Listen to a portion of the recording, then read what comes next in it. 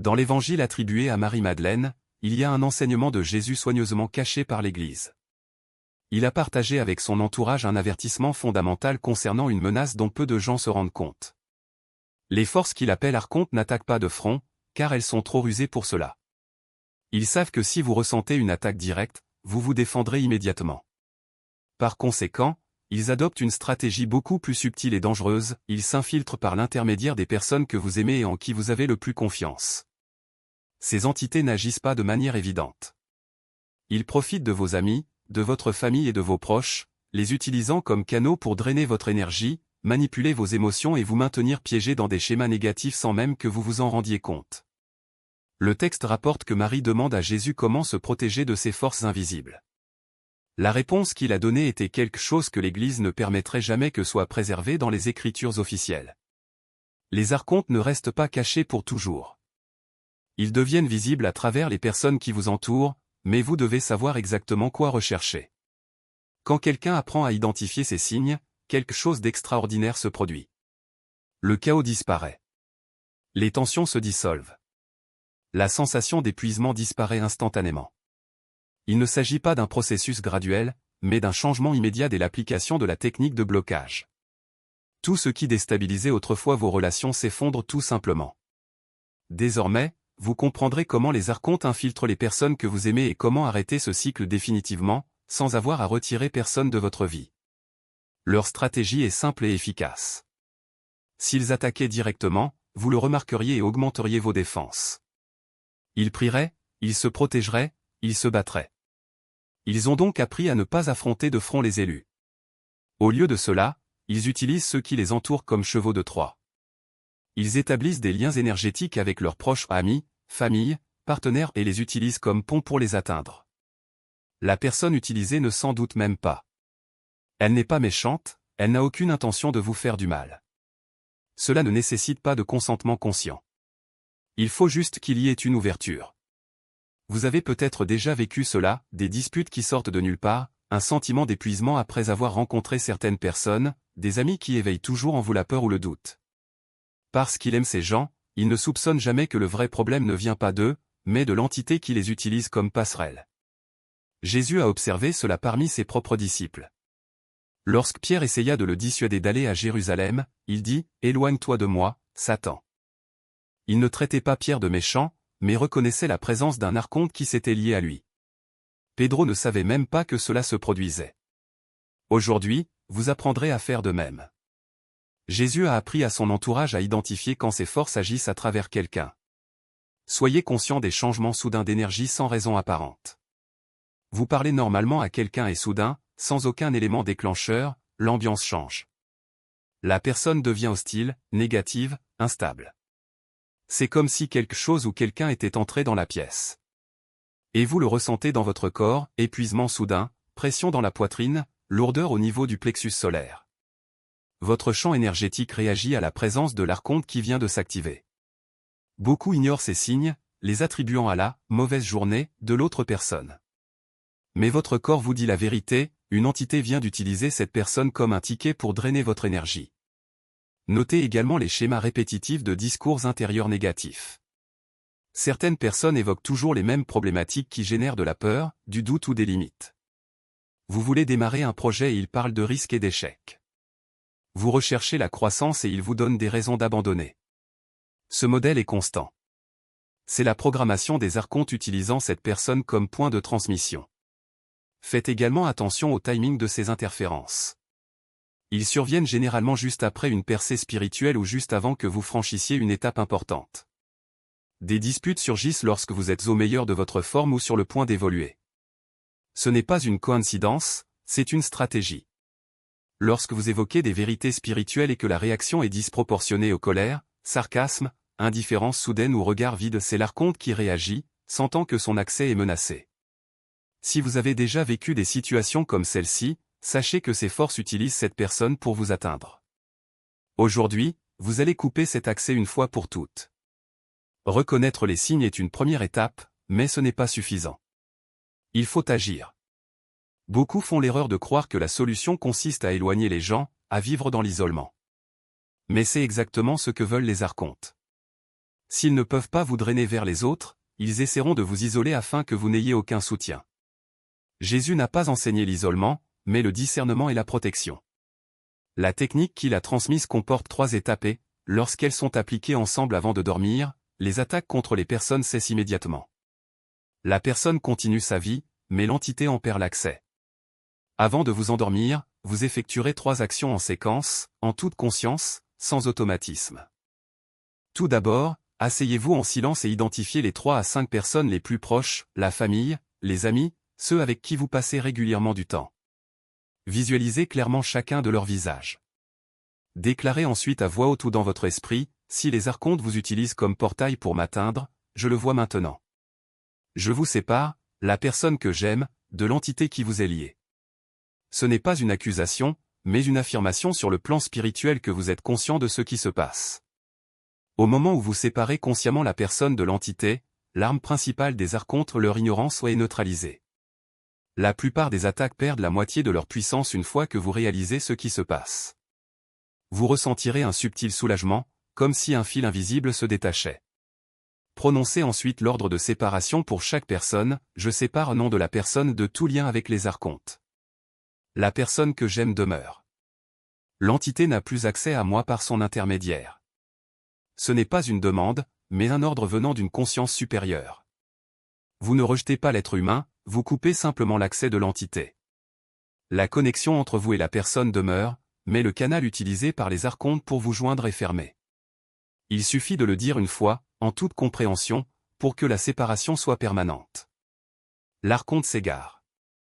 Beaucoup rapportent une sensation immédiate de légèreté, comme si des cordes énergétiques se déconnectaient, des crochets invisibles se détachaient du plexus solaire.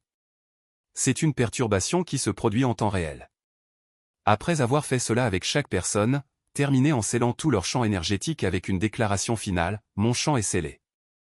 Seule la conscience humaine peut entrer. L'accès des archontes à travers les autres est définitivement bloqué. En faisant cela, vous créez une barrière protectrice qui empêche toute infiltration future. Une barrière de fréquence, pas un mur qui éloigne les gens, mais un filtre qui permet la connexion humaine tout en bloquant la transmission des archontes. Visualisez une lumière dorée entourant tout votre champ énergétique, tel un bouclier lumineux qui s'ajuste parfaitement à votre corps subtil. Sentez le sceau se mettre en place, non pas comme quelque chose que vous devez renforcer quotidiennement, mais comme une structure permanente qui reste active par elle-même. Cette protection ne nécessite ni rituel répétitif ni vigilance constante. Vous l'avez déclaré une fois depuis la fréquence monadique, et les déclarations faites à ce niveau n'expirent pas. Il reste actif car les archontes n'ont aucun moyen d'annuler ce qui a été établi au-dessus de la gamme de leur fréquence. La technique complète prend entre 10 et 15 minutes. Vous l'effectuez une seule fois, et la protection est définitive. Dans les 24 à 48 premières heures, les personnes sélectionnées signalent des changements notables. Le drame aléatoire avec la famille et les amis s'arrête. Les discussions qui surgissaient autrefois de nulle part n'ont plus lieu. Les interactions avec ces mêmes personnes deviennent plus légères, plus authentiques, car désormais vous êtes en relation avec le véritable être humain, et non avec l'archonte qui vous a manipulé. Certains se retireront naturellement, et ce n'est pas un rejet, c'est de la clarté. Si une relation était constituée à 90% de manipulation archonienne et à seulement 10% de connexion authentique, en coupant l'accès des archontes, il ne reste plus assez de liens pour la maintenir. Ceux qui tiennent vraiment à vous restent, tandis que les liens qui servaient uniquement de point d'entrée aux archontes se dissolvent d'eux-mêmes. Au cours de la première semaine, vous remarquerez des tentatives des archontes pour rétablir l'accès. Des messages étranges de personnes à qui je n'avais pas parlé depuis des mois, des appels inattendus, des visites sans raison apparente. Les gens qui abordent des sujets dont ils savent qu'ils vous déstabiliseront. Les archontes testent si les anciennes méthodes fonctionnent toujours. Mais comme son champ est bouclé, les tentatives échouent. Vous remarquez que la manipulation se produit, mais cela ne vous retient pas, cela ne vous épuise pas. Après environ 7 jours de tentatives infructueuses, les archontes redirigent leur attention vers des cibles plus faciles. Vous n'en valez plus la peine. Votre clarté mentale augmente considérablement. Des décisions qui semblaient autrefois impossibles deviennent évidentes. Le brouillard qui obscurcissait vos pensées se dissipe, car une grande partie de cette confusion ne venait pas de vous, elle a été générée par les archontes à travers les gens autour de vous. Lorsque vous bloquez l'accès et que les interférences cessent, votre esprit fonctionne comme il a été conçu pour fonctionner avant d'être compromis. clair, objectif, concentré. L'Église a supprimé cet enseignement parce qu'il donnait trop de pouvoir aux individus. Si vous pouvez identifier et bloquer les attaques archontiennes par vous-même, sans avoir besoin de prêtres ou d'une intervention institutionnelle, pourquoi avez-vous besoin de l'Église? Toute la structure du pouvoir religieux repose sur la conviction que les gens sont impuissants face aux menaces spirituelles. Jésus a enseigné l'action directe, la protection personnelle, sans intermédiaire. L'Église ne pouvait pas permettre cela, car cela le rendrait obsolète. De plus, cela révélerait que les archontes opèrent à travers les institutions religieuses elles-mêmes. Jésus a bloqué l'archonte qui parlait au nom de Pierre, son plus proche disciple. Si les archontes pouvaient utiliser Pierre, ils pourraient utiliser n'importe qui, y compris les dirigeants de l'Église. Si les chrétiens apprenaient à identifier la présence archontienne comme Jésus l'enseignait, ils commenceraient à la reconnaître dans les chairs, remarquant quand les sermons génèrent de la peur, de la culpabilité et de la dépendance plutôt que de l'autonomisation. L'Église ne pouvait pas apprendre aux gens à détecter la manipulation des archontes, car ils l'identifieraient immédiatement parmi eux, ce qui déstabiliserait le système de contrôle social. Les structures familiales, les hiérarchies communautaires, tout cela est un point de manipulation archontique. L'Église utilise des concepts comme « honorez votre père et votre mère » pour maintenir les gens dans des relations d'obéissance inconsciente. Lorsque les élus apprennent à distinguer la véritable connexion de la programmation archontienne, ils cessent d'obéir aveuglément, ils commencent à remettre en question, ils fixent des limites, et les systèmes construits sur la soumission inconsciente s'effondrent lorsque les gens se réveillent. Ce soir, avant de vous coucher, vous devez effectuer cette technique de blocage. Pas demain, pas quand vous vous sentirez prêt, aujourd'hui. Car dès que vous aurez fini de regarder ce contenu, les archontes tenteront d'utiliser les gens autour de vous pour vous distraire, vous faire oublier, créer un drame soudain qui vous empêche d'exécuter la technique. C'est ainsi qu'ils réagissent lorsqu'ils se sentent menacés. Ils savent qu'en coupant l'accès à votre cercle, ils perdent leur arme principale contre vous. Ne les laissez pas vous arrêter. La technique dure 15 minutes, reconnaissance, séparation et scellement. Vous vous asseyez en silence, identifiez votre entourage, prononcez vos déclarations en pleine conscience et scellez votre chant. Prêt. Et demain, vous remarquerez la différence. Le chaos qui déstabilise vos relations depuis des mois ou des années cessera tout simplement. Non pas parce que vous avez repoussé les gens, mais parce que vous avez supprimé les entités qui manipulaient ces liens. Si vous souhaitez bloquer les attaques des archontes par l'intermédiaire de vos amis et de votre famille ce soir, faites 3 choses dès maintenant. Tout d'abord, commentez « Je bloque les archontes en dessous ». Énoncez votre intention. Réclamez votre pouvoir. Faites voir aux autres choisis que vous activez cette protection aujourd'hui. Votre déclaration compte. Chaque élu qui bloque cette attaque affaiblit l'emprise des archontes sur l'humanité. Votre choix de vous protéger permet aux autres de faire de même. Deuxièmement, abonnez-vous au code divin.